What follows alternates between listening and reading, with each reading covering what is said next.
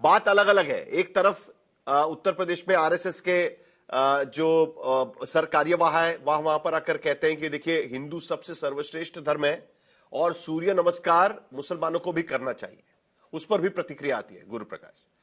तो ये दूसरे धर्म के लोगों को क्या करना चाहिए? कल अगर आप समझिए कि उत्तर प्रदेश में देवबंद से कोई फतवा निकलता है और कहा जाता है कि बाकी धर्म को भी इसी तरीके से कुछ चीजें करनी चाहिए, तो नहीं मानेगी ना भारतीय जनता पार्टी या वीएचपी या बाकी सारे लोग, उस पर सवाल खड़े करेंगे कहीं ना कहीं।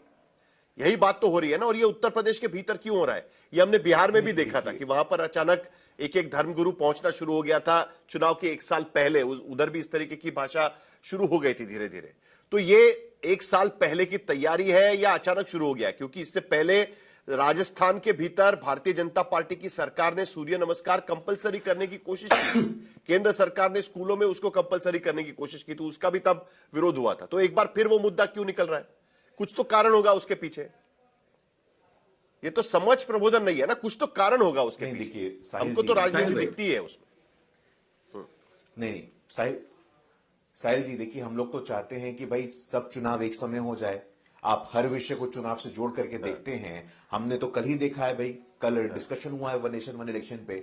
हमसे ज्यादा तो इस बात को लेकर कोई चिंतित है ही नहीं। वन नेशन वन इलेक्शन हो जाए, कोई मुद्दा आता है चुनाव से जोड़ के देखा गया। अरे भाई स्कीम का अनाउंसमेंट हुआ, चुनाव से जोड़ के देखा गया। ये अनाउंसमेंट हुआ, उनका भाषण हुआ, चुनाव से जोड़ के देखा गया। साहिल जी ये ठीक नहीं है।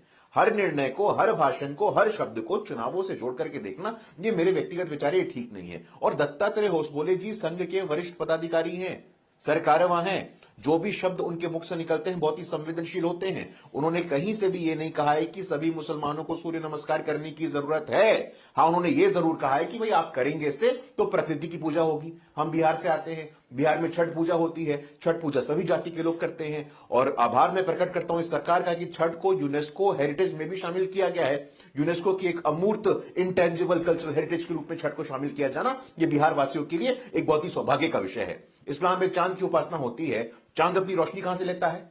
सूर्य से ही आता है। तो सूर्य की उपासना, हमारे संस्कृति की उपासना, हमारी सभ्यता की उपासना, इसको किसी प्रकार के धर्म से जोड़ करके देखने की जरूरत नहीं है। मुझे आ रही है एक पुस्तक की याद, रोजेस इन December, justice MC चागला, justice Mahmood भाई करीम भाई चागला जो कहते थे कि I was born a Muslim, I am Muslim by birth, English by culture, English by education, but Hindu by culture. मैं जन्म से मुसलमान हूं, मैं शिक्षा से इंग्लिश हूं, लेकिन संस्कृति से, सभ्यता से हिंदू हूं। उसको जोड़ करके देखिए ना आप। यहां सर्वधर्म संभाव का भाव हिंदुत्व में ही देखा जाता है। इसको योग का मैंने आपको इतना बड़ा उदाहरण दिया कि योगा बियॉन्ड रिलीजन।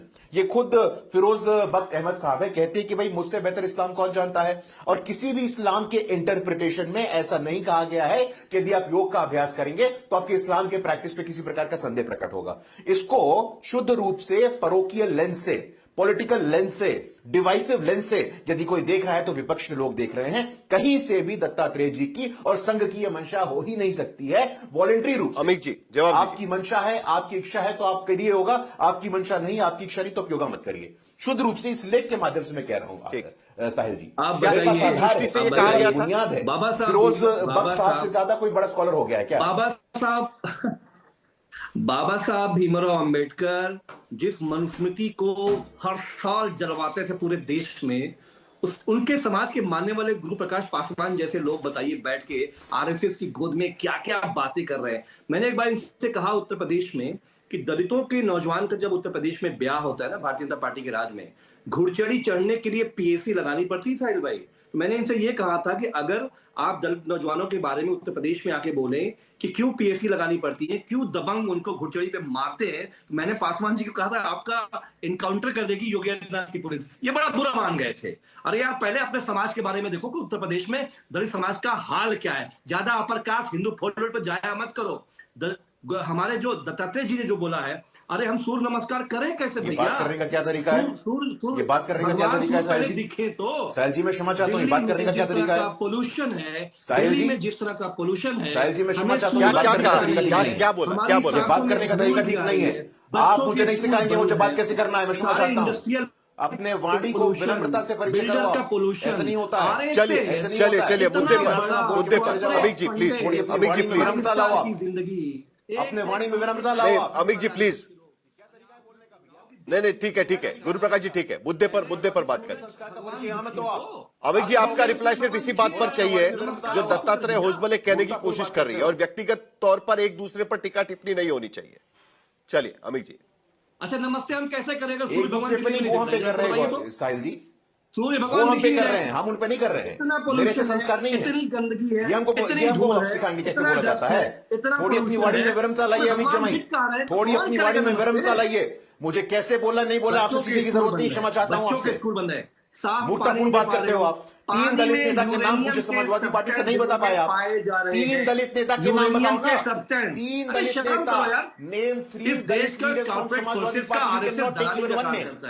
आरएसएस दलाली का काम करता है, दलाली का काम करो, आरएसएस करो। दलितों की बात करते हो नहीं, एक आप। मिनट, मूर्खतापूर्ण बात है। देखिए इस तरीके से किसी को कुछ समझ में नहीं आएगा। मैं जरा एक बार फिर से लेके आता हूं मुद्दे पर, हटा दो अपने नाम, क्या कहते हैं? जरा एक मिनट अमित जी एक मिनट अमित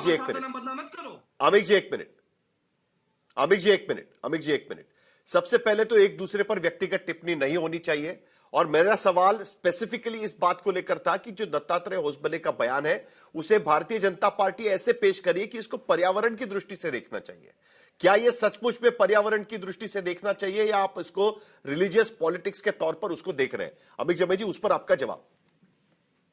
देखिए, दत्तात्रेय जी ने भी बोला है, एनवायरमेंट की बात है। मैं आरएसएस के बारे में 2-3 चीजें मैं इनके बारे में बड़ी अच्छी मानता था कि ये पर्यावरण के बारे में, स्वदेशी के बारे में, ये लोग बहुत मरने जीने वाले लोग हैं। लेकिन जब दिल्ली में और लखनऊ में हमारे भगवान सूर्य दिख ही नहीं रहे हैं, नमस्कार किसका करें भैया?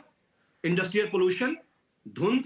साहिल भाई, पूरे दिल्ली के जितने बच्चे हैं घर पे बैठ गए, स्कूल सारे बंद हो चुके हैं।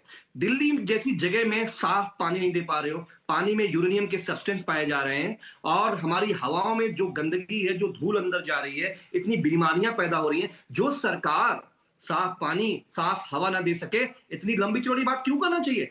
दत्तात्रेय हसबोले जैसे लोग आरएसएस कॉर्पोरेट फोर्सेस के दलाल लोग हैं। सुबह से शाम तक कैसे इस देश के आरएसएस के कॉर्पोरेट फोर्सेस फले फूले? 24 घंटे का काम यही है, अपना काम करो। किस धर्म का हिंदू, मुसलमान, सिख, ईसाई कौन क्या करेंगे, ये हमें सरमन आरएसएस से नहीं चाहिए, नहीं चाहिए हमको। गुरु प्रकाश अमर बोलिए, सिंह गुरु की प्रकाश जी पार्टी बोलिए। वाले लोग किसी और को दलाल बोले, मुझे ये अमर सिंह की पार्टी के लोग अगर किसी और को दलाल बोले तो ये मेरे समझ से परे है। किस प्रकार की नैतिकता की बात समाजवादी पार्टी के लोग कर रहे हैं, मुझे समझ में नहीं आता है। मैं पुनः ये लेख दिखा देता हूं आपको, ये लेख दे दीजिए आप, ये लेख देख लीजिएगा आप। मैं साहिल जी, मैं इनके बारे में नहीं बोल रहा था। साहिल जी, यदि आपको ऐसे मुर्गा लड़वाना है तो आप बोल दीजिए, मैं शांत हो नहीं, वो तो बस याद दिला रहे कि अमर सिंह बाद में साहिल जी, बीजेपी में आए आपको थे, ये यदि बताने की बुलवाना है तो आप कोशिश कर रहे हैं। चलिए ठीक है, नहीं एक मिनट बीच में बीच में उनकी सक्रिय बीच में आपकी पार्टी में गए थे? बोल सकता हूं? नहीं देखिए, बोलिए साहिल गुरु प्रकाश जी, जल्दी यदि खत्म ऐसे करिए। मुर्गा लड़वाना है तो आशुतोष बोल जी दीजिए, भी मैं नहीं आऊंगा, फिर शांत कराइए उनको आप। नहीं अरे नहीं, जल्दी कैसे खत्म करे भाई? आदमी कुछ भी बात करता है, कुछ भी शब्दों की बात, शब्दों की मर्यादा नहीं है। नहीं बोलिए अभी जी, प्लीज शांति। मैंने इनसे देखिए, गुरु प्रकाश जी को बोलने दीजिए। चलिए, आगे टीवी बैठ गए, वो भी आज तक पे, सीधे आज तक। साहिल जी बात करनी है क्या? प्लीज देखिए, बोलिए गुरु प्रकाश जी बोलिए। मैंने इनसे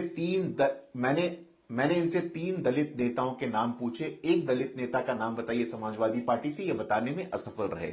आरक्षण लागू हो रहा था दलितों के लिए, प्रमोशन में उसका विरोध करने वाली इतिहास में एकमात्र पार्टी है समाजवादी पार्टी।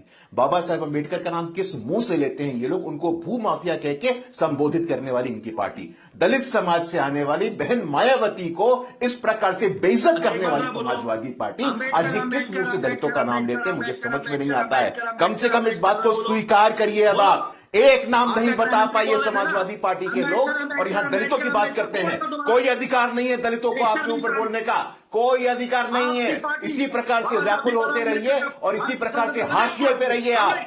ये जो आपकी तुष्टीकरण की राजनीति है, ये जो आपकी एक जाति एक परिवार की राजनीति है, आगे निकलिए अखिलेश यादव से, डिम्पल यादव से, आप नहीं निकल पाएंगे। डिम्पल यादव पर टिप्पणी की आज शांत हो गए दलित पॉलिटिक्स का नहीं है, आपको दलितों के अधिकार का नहीं है। आज का मुद्दा थोड़ा और है, हम इस पर भी कभी ना कभी चर्चा कर लेंगे। जरा दोनों को शांत करिए।